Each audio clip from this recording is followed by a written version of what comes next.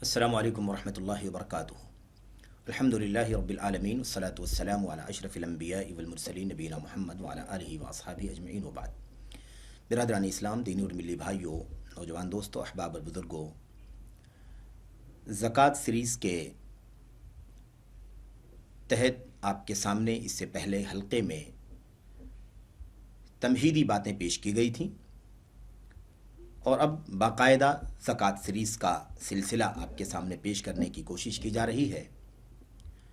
इस हल्के में हम आपके सामने ये बात रखना चाहते हैं कि ज़कात का लफ्ज़ हम इस्तेमाल करते हैं और उसको इस माने में हम समझते हैं कि बस एक निसाब है और माल हमें देना है, खर्च करना है गरीबों को, फ़कीरों को, मिस्कीनों को, मुहताजों को वगैरह।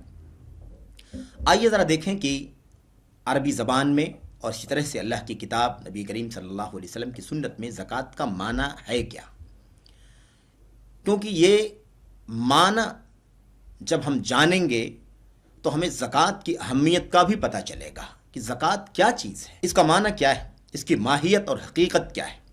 मेरे भाइयों, ज़कात अरबी ज़बान का लफ्ज़ है और अगर हम अरबी ज़बान के अंदर देखें तो ज़कात का लफ्ज़ कई एक मानी में इस्तेमाल होता है। मिसाल के तौर पर ज़कात का एक माना है पाक होना, पाक करना, पाकी के माने में है। ऐसी ज़कात का एक माना है इजाफ़ा करना, बढ़ाना, यानी बढ़ोतरी के माने में है। ऐसे ही ज़कात का माना है बरकत का, ज़कात का माना है तारीफ़ का, किसी की पारसाई और सुथराई बयान करने का। ये सारे मानी अरबी ज़बान के अंदर मेरे भाइयों ज़कात के आते हैं।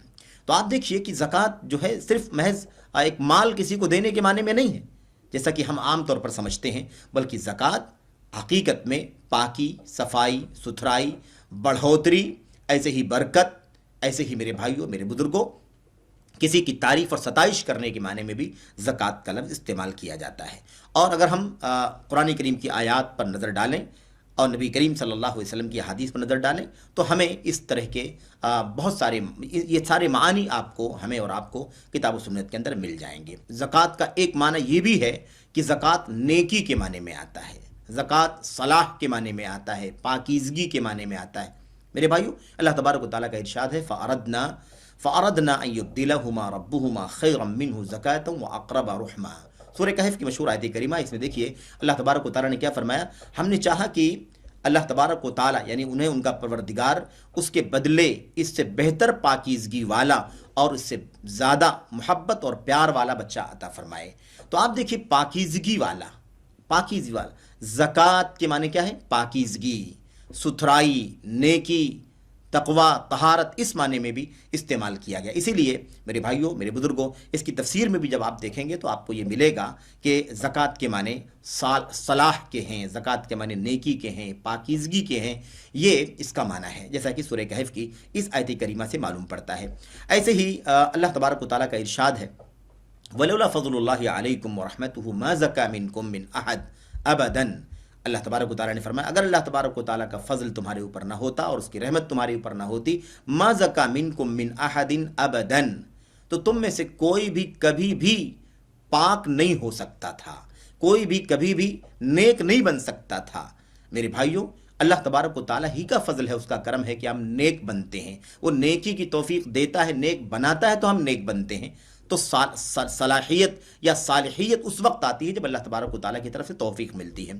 अल्लाह ताला फरमाता वलाकिन्नल्लाह युज़क्की मन यशा, अल्लाह तबारक व तआला जिसे चाहता है पाक कर देता है, जिसे चाहता है नेक बना देता है, जिसे चाहता है पारसा बना देता है। वल्लाहु समीउन अलीम, अल्लाह तबारक व तआला सुनने वाला है, जानने वाला है। तो इससे मालूम पड़ा कि मेरे भाइयों, ये ज़कात का एक माना है जिसके माने तहारत के हैं, पाकी के हैं। अब ये किस चीज़ से पाकी है? ये हर तरह की गलाजतों से, गंदगियों से पाकी है। मिसाल के तौर पर शिर्क से पाकी है, गुनाहों से पाकी है, बड़े गुनाहों से, छोटे गुनाहों से, इन तमाम तरह के गुनाहों से पाकी हासिल करना अल्लाह तबारक व तआला फरमाता है ये उसी वक्त होता है जब अल्लाह तबारक व तआला की तौफ़ीक़ मिलती है। ऐसे ही मेरे भाइयों, अरबी ज़बान के अंदर ज़कात का एक माना तारीफ़ के भी हैं, सताइश के भी हैं। अल्लाह तबारक व तआला के कलाम में इस चीज़ का पता चलता है। अल्लाह तबारक व तआला फरमाता है फ़ला तुज़क्कू अनफुसकुम हुवा अअलमु बिमन इत्तक़ा, तुम अपनी تم اپنی پاکیزگی بیان مت کرو، یعنی تم اپنے آپ کی تعریف مت کرو، اپنی ستائش مت کرو. ہوا اعلم بمن اتقی، اللہ تبارک و تعالیٰ خوب جانتا ہے کہ کون تقوی والا ہے. تقوی شعار کون اللہ تبارک و تعالیٰ جانتا ہے. تم اپنی تعریف کر کے، اپنی صفائی ستھرائی بیان کر کے، اپنی پارسائی بیان کر کے کیا بتانا چاہتے ہو؟ تم اپنے آپ کو پارسا نہ ثابت کرو، تم اپنی تعریف مت کرو. اللہ تبارک و تعالیٰ خوب جانتا ہے کہ کون بہت زیادہ تقوی شعار ہے، یا تقوی شعار کون ہے اللہ تبارک و تعالیٰ جانتا ہے. تو بہرحال میرے بھائیو، خلاصہ کلام یہ ہے کہ اللہ تبارک و تعالیٰ کے کلام کی متعدد آیات کے اندر یہ لفظ کہیں نہ کہیں مختلف اشتقاقات میں استعمال ہوا ہے، اور اس طریقے سے اس کے کئی ایک معنی ہیں. تو عربی زبان کے اندر زکوٰۃ کا معنی یہ ہے.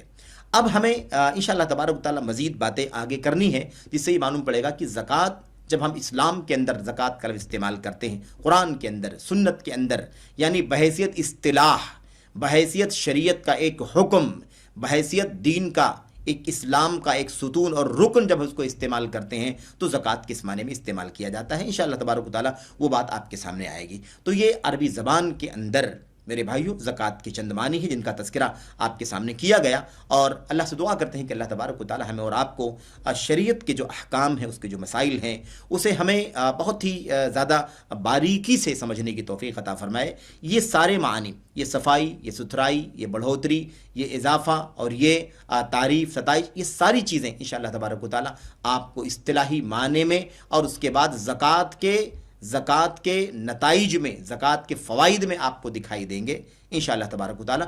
دعا ہے کہ اللہ تبارک و تعالیٰ ہم سب کو عمل کی توفیق عطا فرمائے. آمین یا رب العالمین. والسلام علیکم ورحمۃ اللہ وبرکاتہ.